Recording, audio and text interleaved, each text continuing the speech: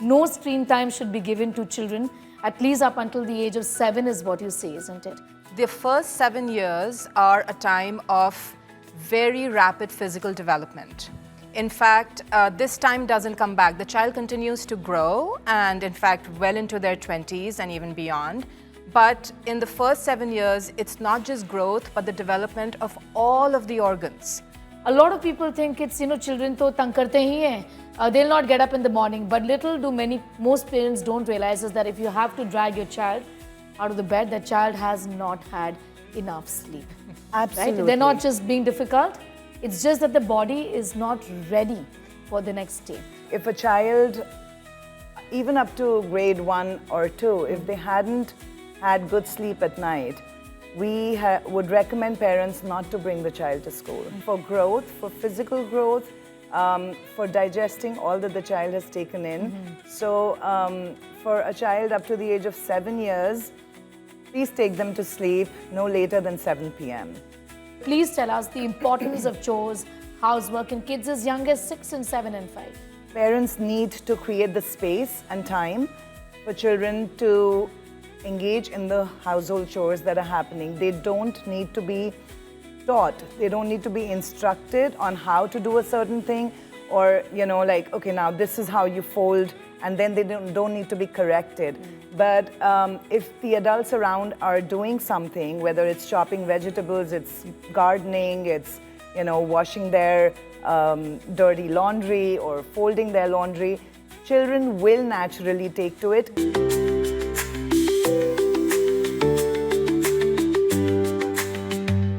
Hello and welcome to a brand new episode of Booked. Today we are talking about something which is very close to my heart. We are talking about parenting right. And new age parenting, as we know, has become very difficult.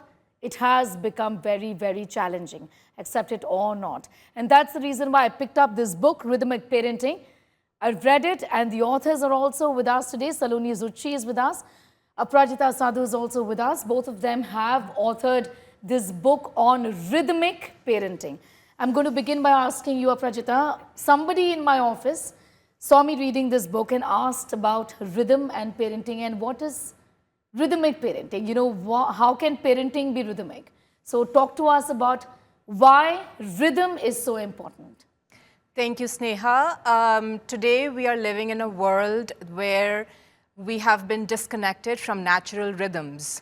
This has happened over the last 50 to 100 years.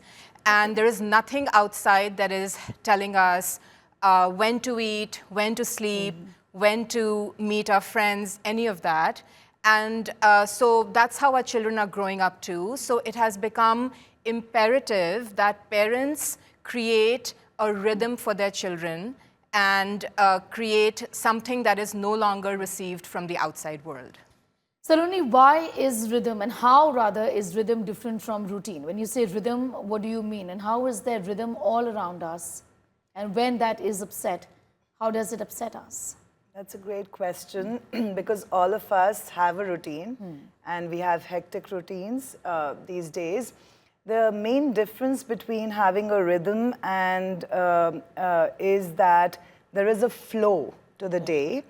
There is an alternation. A healthy rhythm has an alternation between experiences and impressions that you or the child is taking in from the world, receiving from the world, which are then alternated with experiences where you have a chance to exhale, you have a chance to digest and process these experiences. And a healthy rhythm is one which has a balance between these in-breath and out-breath experiences, where you're taking in from the world and where you have time to breathe out and digest these processes. If I were to ask you quickly, if you could give us one example of breathing in and breathing out, these two things for children, and why there has to be a balance between both.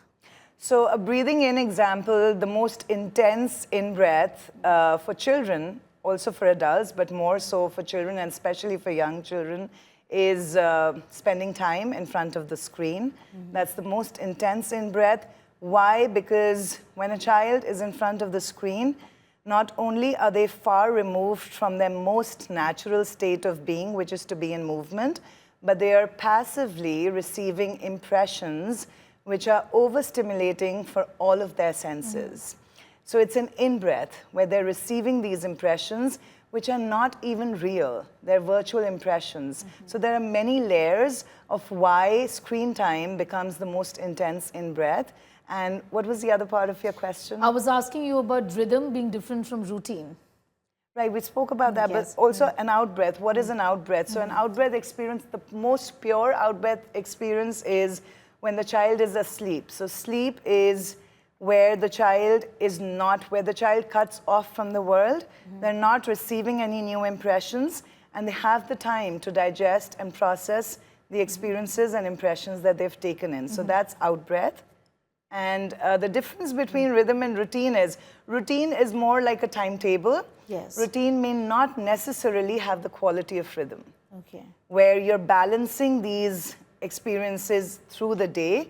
It's like how the wave rises and falls.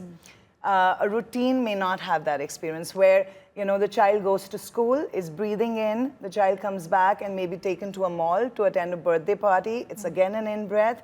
And then after that, the child spends time on the screen. For instance, if this is a routine of a child in a certain household, then this does not have the quality of a rhythm, where there is a harmony, there's a balance between what the child is breathing in and how they can digest all these impressions. I think all of us are battling with this question about digital addiction, screen addiction, and you touched upon it very briefly, but I'm going to now take it from here. Parents say it's impossible to keep the child away from the screen. I know that it's problematic nowadays, it's difficult. How does one navigate through this challenge about screen time? First of all, I'd also like both of you to reiterate to our viewers why no screen time. And it's absolutely unbelievable and unrealistic to think of it like that. No screen time should be given to children, at least up until the age of 7 is what you say, isn't it? Aprajita. Yes. So why no screen time for children up to the age of 7? Well, the first 7 years are a time of very rapid physical development. In fact, this time doesn't come back. The child continues to grow, and in fact, well into their 20s and even beyond. But in the first 7 years, it's not just growth, but the development of all of the organs. We usually talk about brain development a lot, but all of the organs are forming in these first 7 years.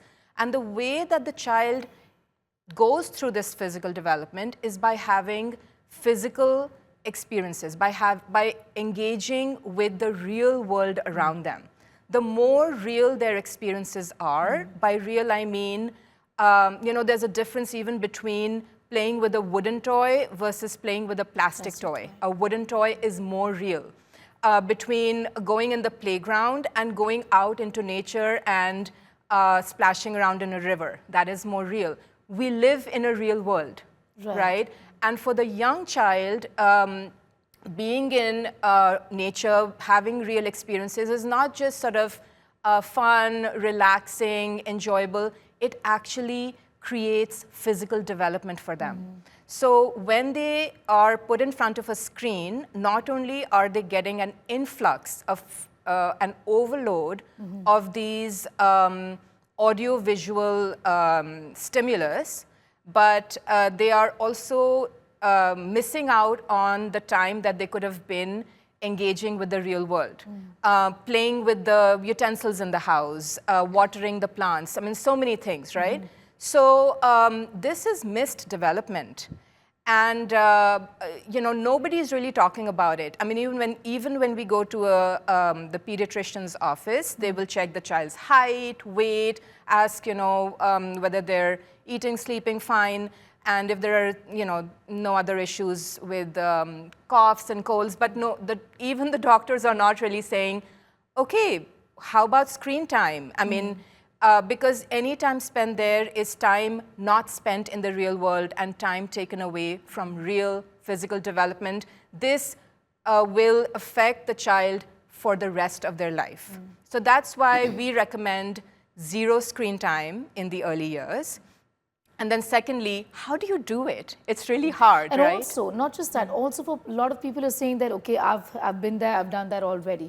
What do I do now? My child screams when the phone is taken away or the iPad is taken away, throws a tantrum, goes absolutely mad. How do we help those parents?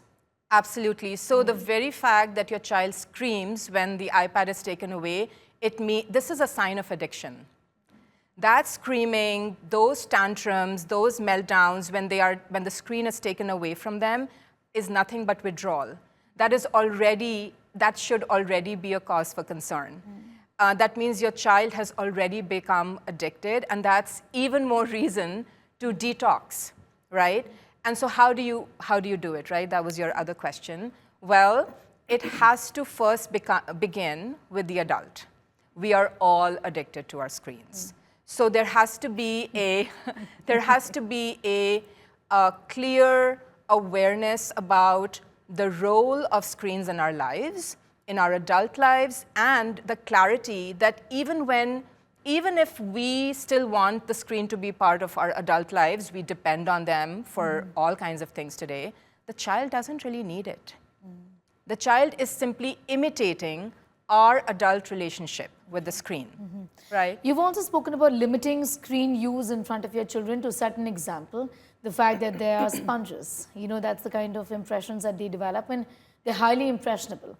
Why is that important? I've also, in fact, heard about this, and actually we try practicing it at home as well, that leave certain rooms digital free, no use of screens in those rooms. If you want to use your screen or use your phone, go to another room. How does that work? Yeah, just like Aprajita said, because children in the first 7 years, they learn by imitation. And why does that happen? You mentioned they're like a sponge. Sure, that is because the young child has a relationship of oneness with the world. They do not see themselves as separate from the world. This is a very different consciousness from that of an older child and much different from that of an adult. And because they're completely one with the world, they completely trust in the goodness of the world. They're very open to everything that is coming to them from the world. They have no filters, and they do not have the capacity to put those filters for themselves.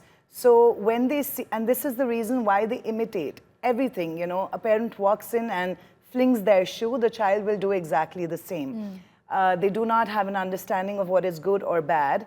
And this is why when they see parents or other adults around them on a screen, they simply imitate that. And we've seen that in our kindergarten at Ukti, where children during play would just simply, they would pick up a block and they would be talking on the phone because they have seen adults around them do that. So yes, when you're around your young child, the first step is to really limit your screen use.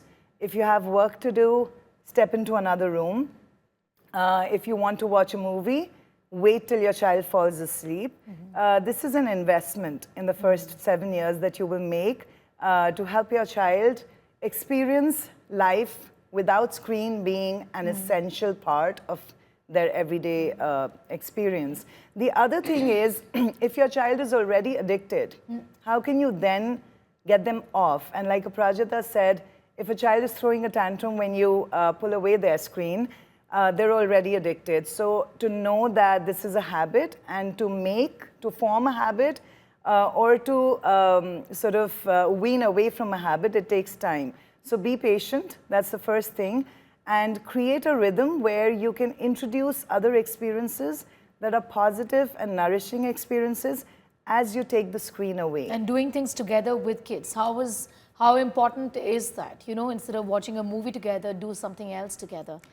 Yes, do things with them that you. So like Salone said, they are imitating you. Yeah. If you are talking on the screen, if you're watching a movie for 2 hours in front of them, that's what they'll imitate and ask for. You could also be going for a walk with them. You could be, you want to model for them what you want to see in them. Right. In your book, you mentioned nature deficit disorder, right? If I'm correct. Why is time spent in nature important? You've touched upon it briefly, but I want you to emphasize again on why time spent in our natural surroundings is just so much more important than, dragging your kids to the mall every weekend. Yeah, so I just want to recognize that this is a term that was coined by Richard Louv about 20 years ago. and it continues to be as important. The truth is that we are all quite disconnected from nature. And that has been both a blessing because we're no longer dependent on it, but it's becoming pretty clear that it's also been a curse. That's right. And the thing about nature is that, I mean, I think all of us would agree that even when we are in nature, we suddenly feel a lightness. We feel that we can exhale. There's nothing calling upon us. There's nothing asking for our attention. There's nothing demanding something from us. We can be ourselves. Now imagine if an adult experiences this, how freeing would this be for a young child? Exactly. Basically what happens in nature is that because nature does not ask anything of the child, if there have been pent up in-breaths, pent up impressions that the child has not been able to digest. Let's say for the last 10 days, they had been sleeping less, they had been going to social events, they were going to school every day. That is a lot of stimulation that the child never really got to process. The moment they come into nature, they are able to start processing them. And the way they process is by moving around. You know, children, you will never find a child sitting still for long, right? They're always in movement, and that movement is exactly how they are processing all of these impressions from their environment. And nature quite naturally provides that space, right? So they're able to, first of all, digest what they had been building up, and so in a way exhale.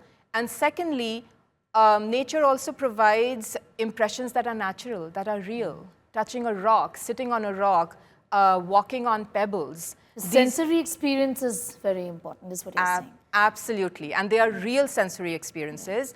And those then become the inputs for their physical development. Right. You know, some frequently asked questions, and also before that, I'd like to tell our viewers that if you tell anybody that you are trying to put your child to bed by 8 or your child sleeps at 8, they look at you as if you have horns. You know, 8, I would say, for a child younger than 7 is still late to go to bed, right? So definitely before 8 p.m. Importance of sleep. A lot of people think it's, you know, children to tang karte hi hai. They'll not get up in the morning, but most parents don't realize is that if you have to drag your child out of the bed, that child has not had enough sleep. Absolutely. Right? They're not just being difficult, it's just that the body is not ready for the next day.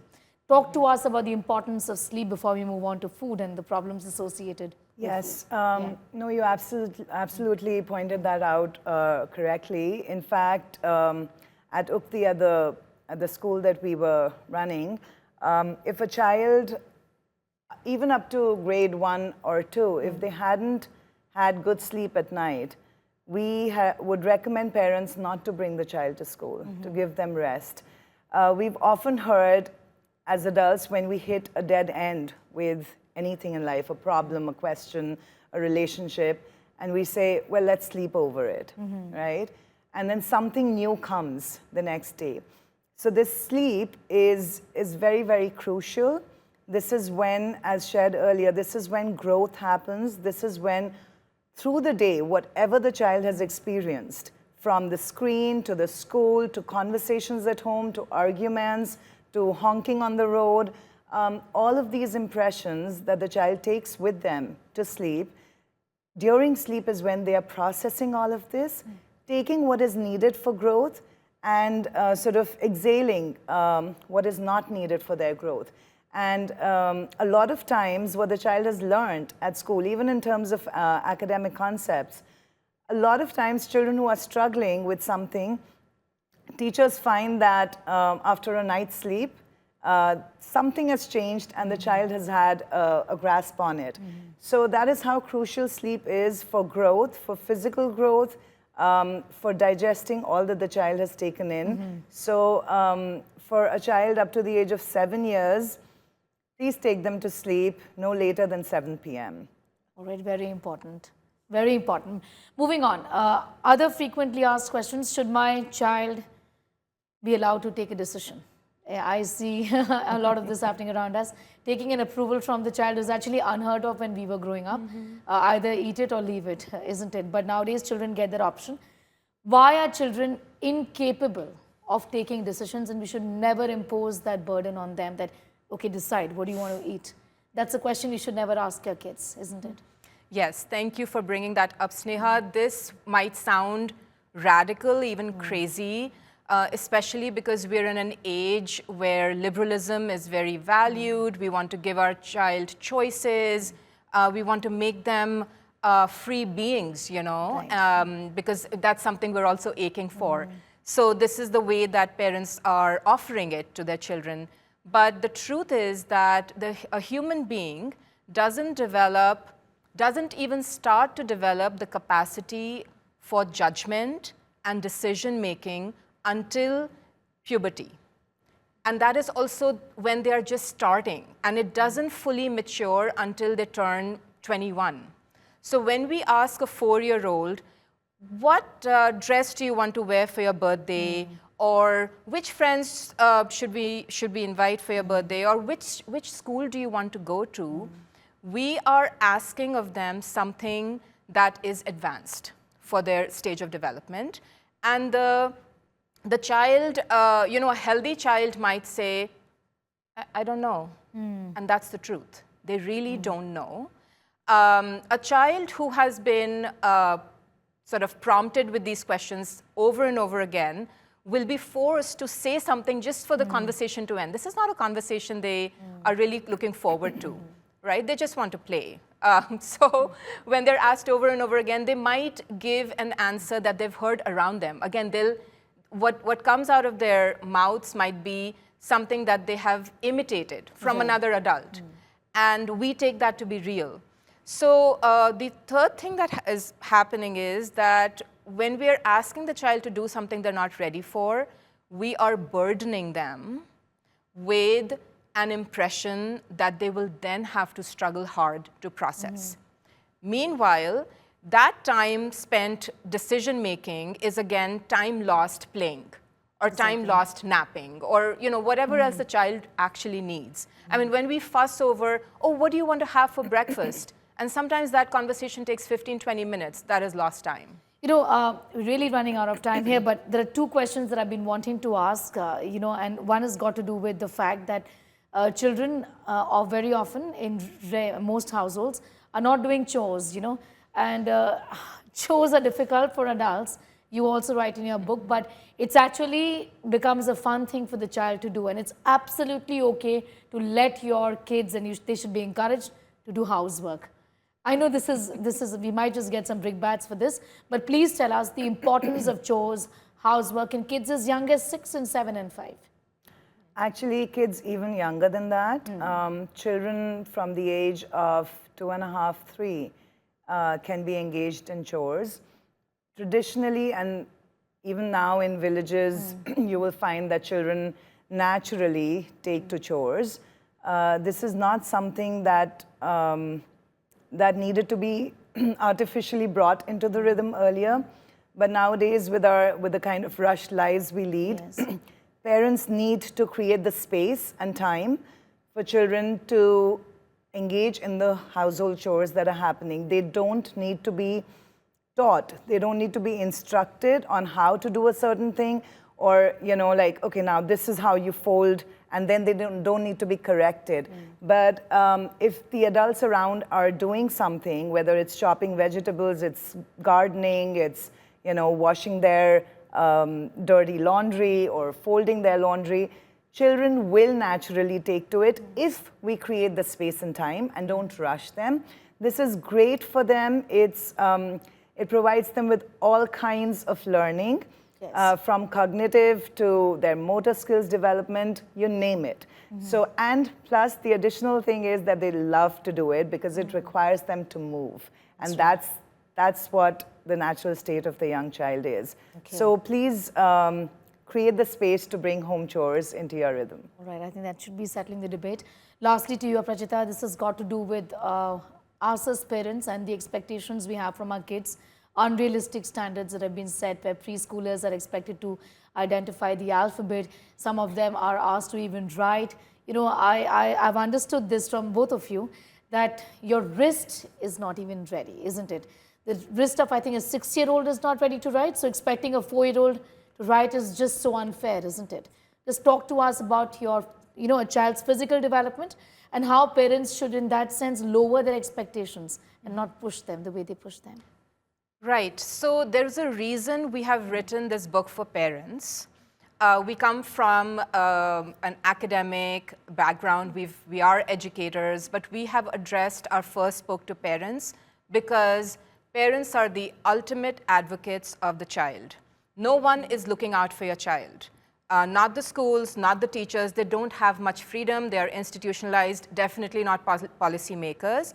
So it's up to parents because the world is in such a flux. There's such a there are forces that are pushing us forward, dragging us forward. We're trying to get through life at breakneck speed, and we are dragging our children along. And these early academic expectations are just one aspect of that. The truth is that children learn when they are ready. So when you ask them to do something before they are ready, like writing before their wrist bones have developed and before they have fully matured brains, we are just burdening them. And we are burdening them and setting ourselves up for struggle. No, but it's not good for either the parent or the child. So do yourself a favor and your child a favor and only ask them to do what they're ready for. Please ask them to read and write with a lot of, with great skill as they turn 7 and 8 and 9 and so on. But before that, ask them to do home chores, take them to the playground. Those are the things that a young child should be experiencing because that is what their task is in early childhood.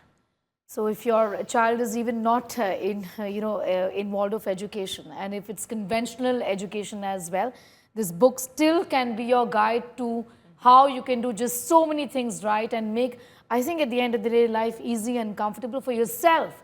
Because like I said at the outset, parenting seems to have become a challenge nowadays. Thank you both for joining in and sharing so your much. thoughts with us. Thank you, Sneha. Thank you.